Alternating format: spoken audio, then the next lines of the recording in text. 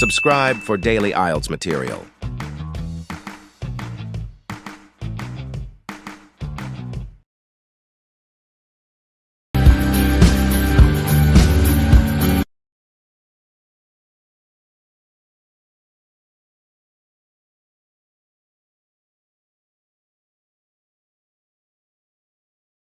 The test is in 4-part, Part 1, Part 2, Part 3, and Part 4. Now look at Part 1. Part 1. You will listen to an interview with Mr. Sargent and a customer care officer of a vacuum cleaning company. First, you have some time to look at questions 1 to 5.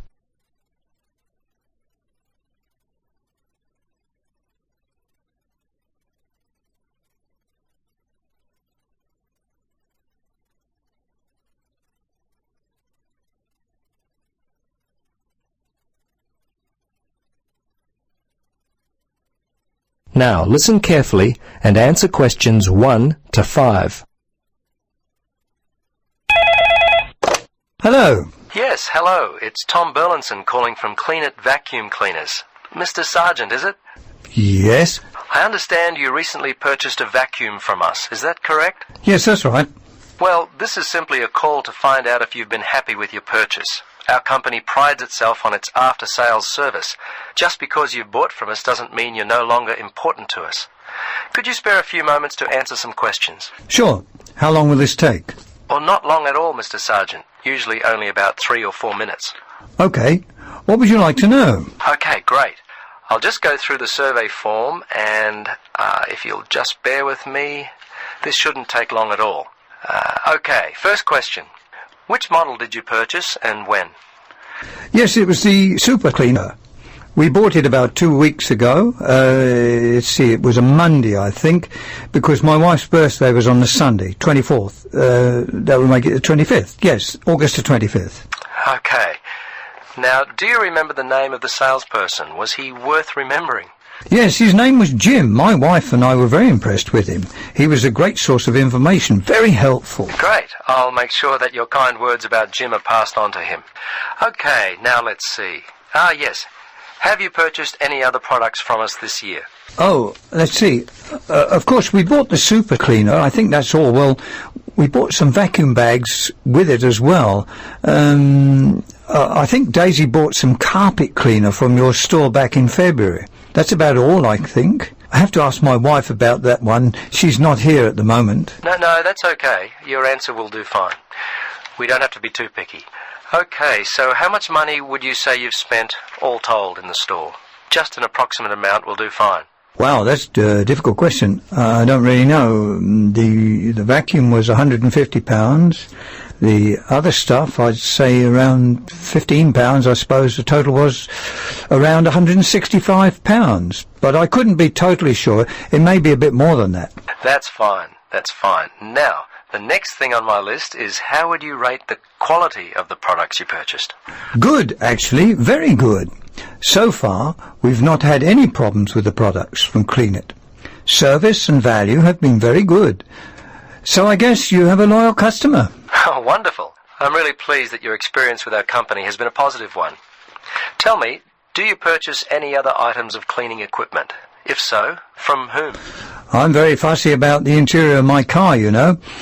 The seats and carpets, I found a product from Easy Clean which works well on the carpets, and an air freshener from Mr. Tidy that really smells good. Apart from that, I couldn't say for sure. I think my wife buys floor cleaner from Johnson Brothers. Before you listen to the rest of the conversation, you have some time to look at questions 6 to 10.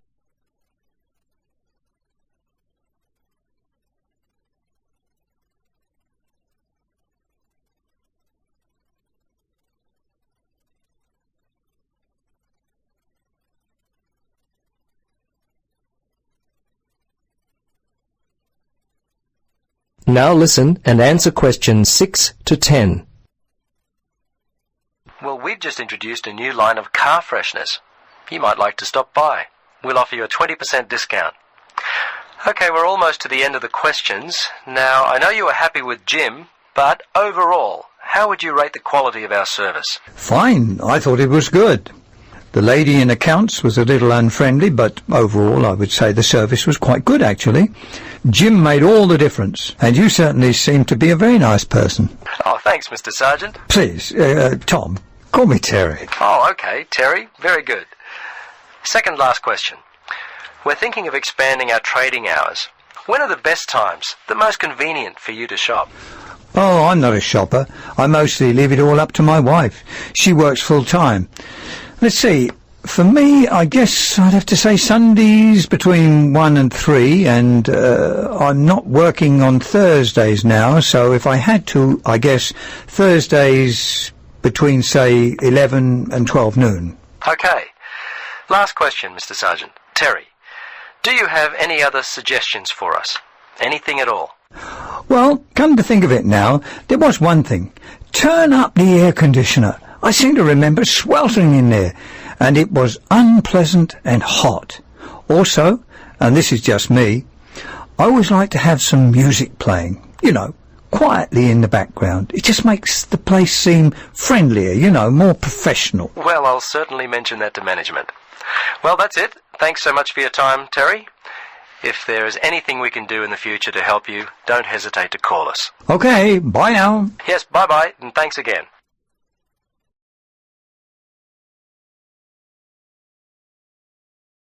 That is the end of part 1. You now have half a minute to check your answers.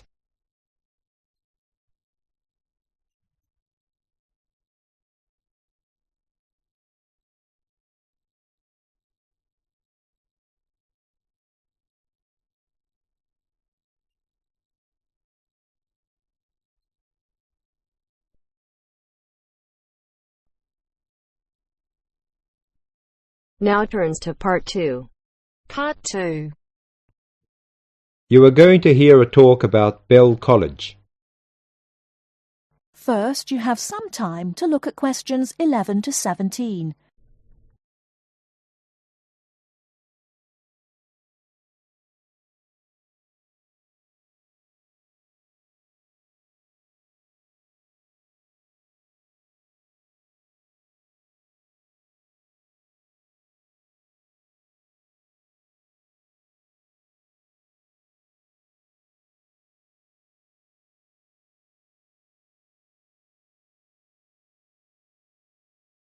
Now, listen carefully and answer questions 11 to 17. Welcome to Bell College. The aims of the college is to foster the growth of international understanding through the provision of a high-standard educational course. Second, the college is based in a residential setting for adult students from abroad. And last is to make a positive contribution to the development of teaching English as a foreign language. Bell College is one of a group of schools run by the Bell Educational Trust, a non-profit-making educational foundation. The college offers an attractive environment for study and leisure for students aged 18 or over. 160 students live in comfortable single and twin study bedrooms on the campus, and a further 70 or 80 with carefully selected local families. The excellent common room facilities in the college are matched by the extensive gardens and sports fields. Superb academic facilities, including a modern learning centre and library and sophisticated computer networks, are available for students' use in class hours and in the evenings and at weekends. A wide range of courses is offered in 3 areas: the main English programme, teacher training, and English for specific purposes. The teaching staff are highly qualified native speakers with wide experience of working in schools, colleges, and universities in many parts of the world. Living in an international community of 30 or more nationalities is an important part of the Bell College experience.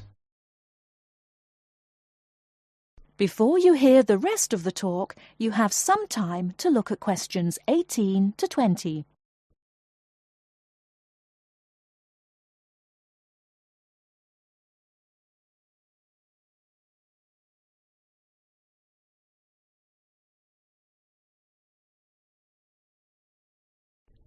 Now listen and answer questions 18 to 20.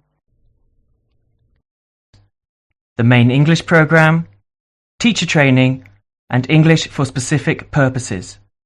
The teaching staff are highly qualified native speakers with wide experience of working in schools, colleges, and universities in many parts of the world. Living in an international community of 30 or more nationalities is an important part of the Bell College experience.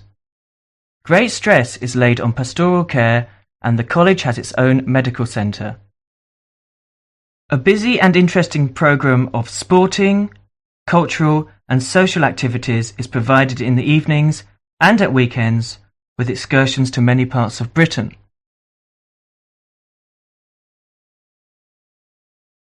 That is the end of part 2. You now have half a minute to check your answers.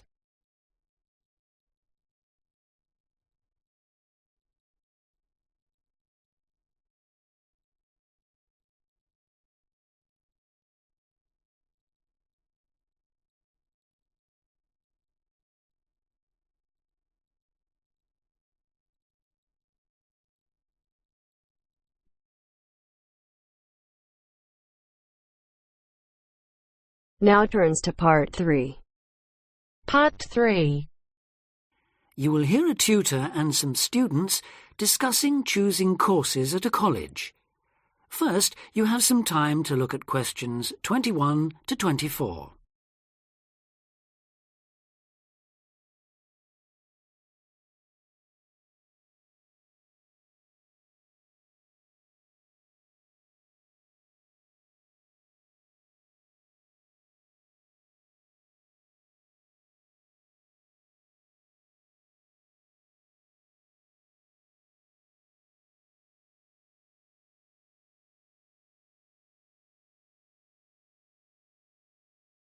Now listen carefully and answer questions 21 to 24.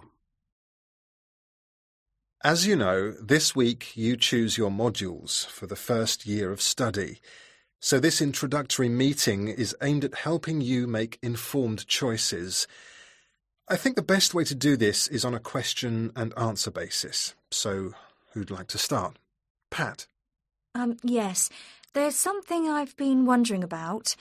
Will my choice affect my career opportunities? Well, for most students, the choice of Level 1 modules won't be crucial in terms of a later career. In fact, many graduate-level jobs will accept graduates from a range of degree courses. Employers will often be at least as interested in how well a student has performed academically and how the whole experience of university has developed the student as a person, as in the detail of the course options chosen. Selecting modules that will interest you and in which you think you will be particularly successful is therefore also likely to make good sense in career terms. On certain degree courses, though, module choice can be important. This applies mainly to vocational courses, where the degree confers an accredited professional training as well as university education. Usually the modules students are required to take will include all those needed to meet those professional requirements. Your academic department, in this case chemical and process engineering, and the university's career service will be able to advise you, and will be pleased to help you sort out anything you're not certain about. Right. Before you hear the rest of the discussion, you have some time to look at questions 25 to 30.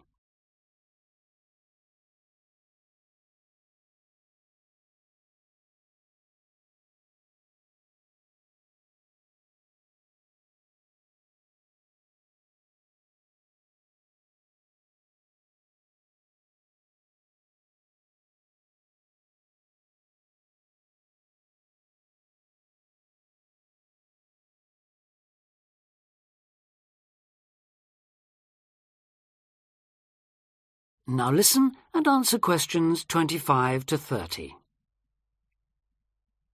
I'd like to ask a few things about the Applied Chemical Engineering module. Fine. What would you like to know? Well, apart from the work on practical engineering, what other topics are covered? Some that might surprise you. One that students always seem to like includes interviewing techniques, presentation skills, and producing written reports. They sound interesting. How are they taught? Through lectures, practical classes, and personal tutorials. Applied chemical engineering lasts all year, of course, so there's plenty of time. And what about assessment? Through project work, usually, or dissertation.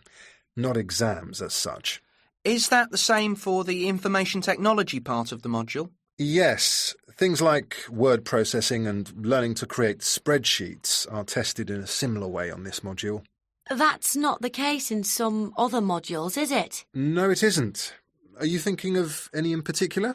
Yes, I'm considering doing fluid mechanics. Ah. The work on flow analysis looks interesting, and I like the look of some of the other topics too.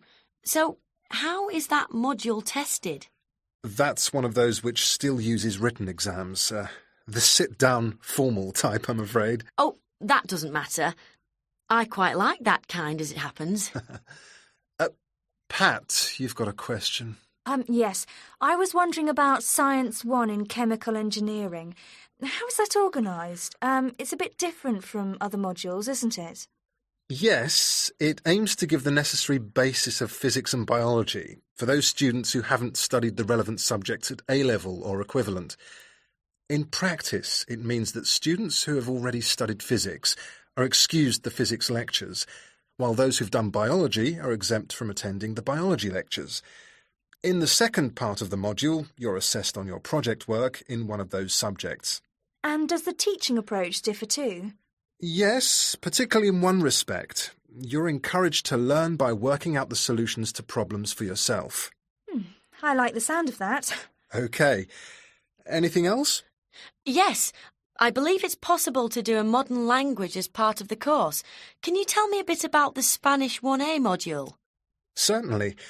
The main emphasis in 1A is on understanding and speaking, but students also learn to carry out some straightforward reading and writing tasks. Basic aspects of grammar are also introduced and practiced. The module comprises 36 hours of class contact, mainly in tutorial groups of 16 to 20, and students are expected to do approximately 64 hours of private study. It sounds interesting. I did some Spanish at the Cervantes Institute last year. Passed an exam, in fact. Ah, I'm afraid that means you can't do 1A. Oh. The regulations say this module may not be taken by students with a qualification in Spanish, though you could do 1B. That is the end of part 3. You now have half a minute to check your answers.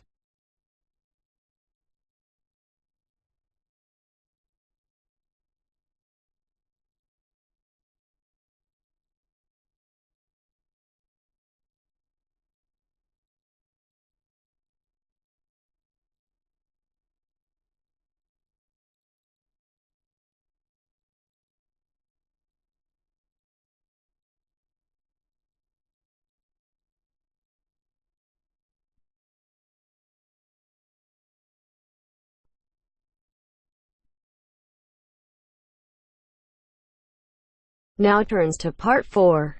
Part 4. You will hear a lecture about customer psychology. First, you have some time to look at questions 31 to 40.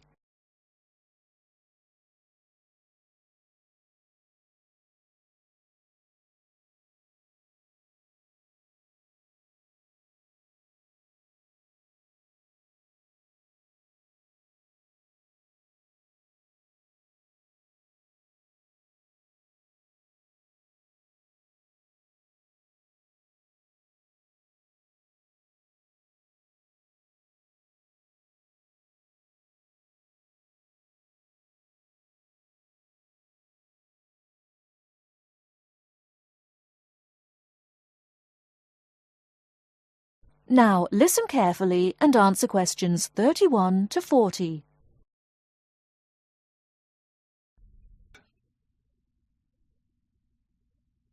An understanding of customer psychology is an invaluable aid for retailers looking for ways to increase sales. Much can be done to the store environment to encourage shoppers to linger longer and spend more money. The first aspect to consider is the physical organisation of the store. Placement of merchandise has a great deal of influence on what customers buy. For example, a common practice among retailers is to place the store's best-selling merchandise near the back of the store. In order to get to these popular items from the front entrance, customers have to walk down aisles filled with merchandise that they might not see otherwise. Carpets are also used to direct customers through particular areas of the store. Retailers choose carpets not only for their decorative or comfort value, but also because lines or other types of patterns in the carpets can subtly guide shoppers in certain directions.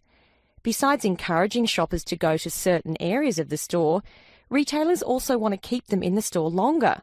One way to do this is to provide comfortable seating throughout the store, but not too close to the doors. This gives customers a chance to rest and then continue shopping. Retailers can do a number of things to create a pleasant atmosphere in the store, thereby encouraging more purchases. Music is commonly used, not as entertainment, but as a calming influence. It can slow the customer's pace through the store, making them spend more time shopping and consequentially making more purchases. Scents are also used in various ways. Everyone has had the experience of being drawn into a bakery by the smell of fresh bread. Experiments have been done with other types of scents as well. For example, the scent of vanilla has been used to increase sales in clothing stores. Use of colour is another important aspect of store environment. Certain colours can affect behaviour as well as mood. Light purple, for example, has been found to have an interesting effect on customer behaviour.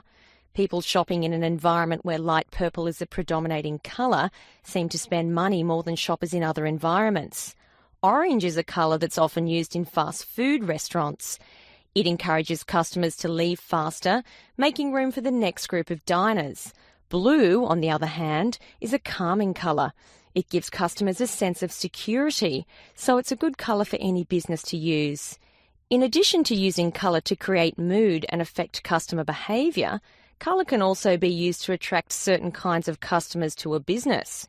Stores that cater to a younger clientele should use bold, bright colours, which tend to be attractive to younger people.